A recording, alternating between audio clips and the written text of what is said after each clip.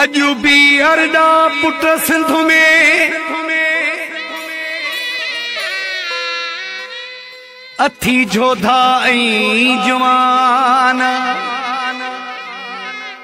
बिलावल चांजा मेहमान कदे अची ॾिसण अंगण ते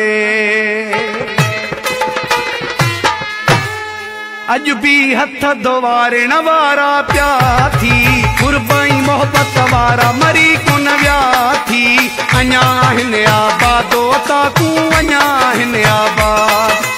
अञा हिन आबादो ताकू अञा हिन आबाद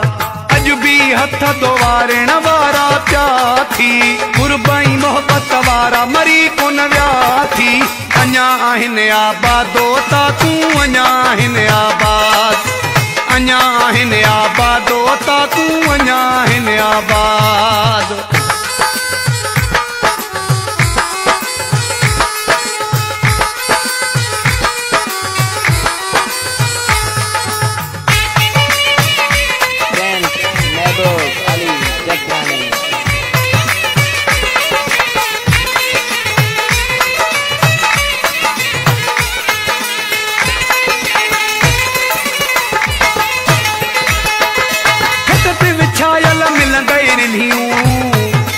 गरीबन जूं थी कुशादूं दिलियूं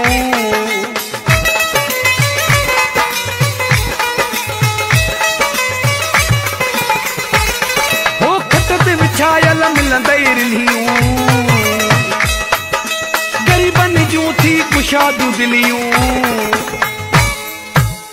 बताई इखलाक जाहूं दा बुख्या थी कुर्बाई मोहब्बत वारा मरी कोन व्या थी अञा हिन आबादो ताकू अञा हिन आबाद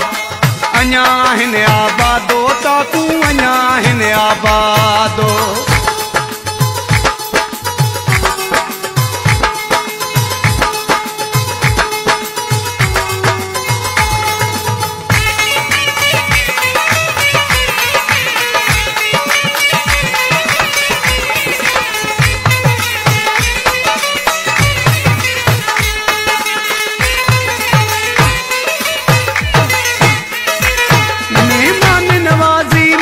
नवैया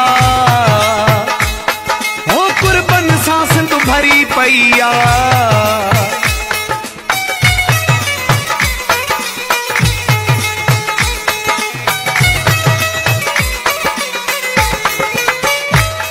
मेहमान नवाज़ी मरी नवैया हो कुर्बन सां सिंध भरी पईया वडड़न खाई निवड़त अञा जी सिख्या थी कुर्बाई मोहब्बत वारा मरी कोन व्या थी अञा हिन आबादो ताकू अञा हिन आबादो अञा हिन आबादो ताकू अञा हिन आबादो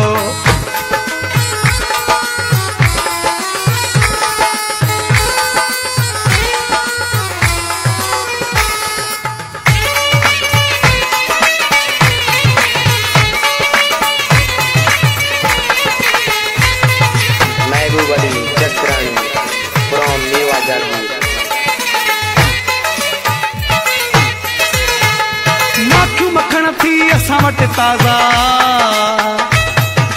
कमाल खाना दिली दरवाज़ा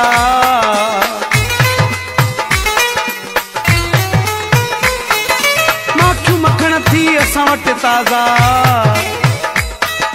कमाल खाना दिली दरवाज़ा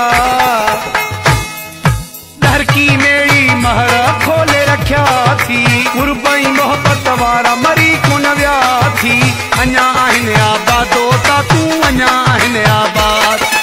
अञा हिन आबादो ताकू अञा हिन आबाद अज भी हथ दोवारण वारा प्या थी कुर्बाई मोहब्बत वारा मरी कोन व्या थी अञा हिन आबादो ताकू अञा हिन आबाद अञा हिन आबादो ताकू अञा हिन आबाद।